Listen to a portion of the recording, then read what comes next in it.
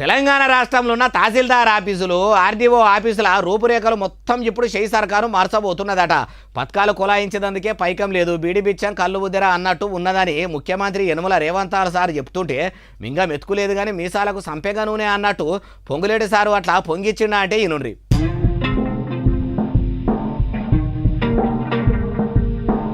Revenue మంత్రి come ఇళ్ల మంత్రి పొంగులేటి శ్రీనివాసరెడ్డి సారు రెవెన్యూ ఆఫీసర్లను పిలుచుకొని మీటింగ్ పెట్టిండట. రాష్ట్రంలో చాలా జాగాల్లో ఎంఆర్ఓ ఆఫీసులు ఆర్డీఓ ఆఫీసులు అన్నీ కూడా కిరాయికి తీసుకొని నడిపిస్తున్నాము. మన కాంగ్రెస్ సర్కార్లో సర్కార్ ఆఫీసులకు అసలు తిప్పలు లేకుండా ఇప్పుడు చక్కదనంగా సౌలతులు చేయాలని ఇషారా చేసి తహసీల్దార్ ఆఫీసులు ఆర్డీఓ ఆఫీసులు అన్నీ కూడా కొత్తవి కట్టేదందుకు చూస్తుర్రట. అయితే మొదటి విడత కింద 60 ఎంఆర్ఓ ఆఫీసులు అట్లనే 3 కిరాయికి నడిపిస్తున్న ఆర్డీఓ ఆఫీసులను సురువు చేయబోతున్నారట.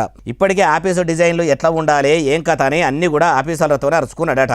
అవన్నీ ఎప్పుడు అంటే మొదలు ముఖ్యమంత్రి యనమల రేవంత్ సారు చెవుల ఈ ముచ్చట చేసి అటెనక సిక్కి డిజైన్లు మొత్తం ఆయన తానికి తీసుకుపోయి అన్ని ఓకే అనుకున్నాక అప్పుడు పనులు సురువు చేయాలని చూస్తుర్రట.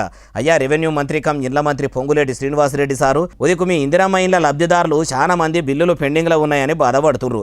మొదలు పెండింగ్ బిల్లులు గట్టి వాళ్ళ కష్టాలను వాపే పని పెట్టుకోండి. కిరాయి ఇండ్ల తహసీల్దార్ ఆఫీసులు నడిపించినా ఏం కాదు కానీ మొదలు ధరణి పోర్టల్లా భూభారతి పోర్టల్లో ఉన్న పెండింగ్ దరఖాస్తులను సాపు చేసి చెప్పులరిగేటట్టు ఆఫీసుల చుట్టూ తిరుగుతున్న అన్నదాతల భూముల బాధలు వాపుండ్రి అంటుర్రు ఈ ముచ్చటిన్నోళ్ళు.